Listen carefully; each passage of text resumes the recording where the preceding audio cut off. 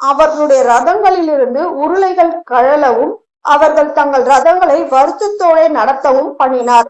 அப்பொழுது எகிப்தியர், இஸ்ரவேலரை விட்டு ஓடி போவோம், கர்த்தர் அவர்களுக்கு துணை நின்று எகிப்தியருக்கு விரோதமாக யுத்தம் பண்ணுகிறார் என்றார்கள். ஆமென். இந்த இடத்துல யார் சொல்றது? எகிப்தின் சேனைகள். அவங்க என்ன சொல்றாங்க? கர்த்தர் அவர்களுக்கு துணை நின்று நமக்கு விரோதமாக யுத்தம் செய்து கொண்டிருக்கிறார்.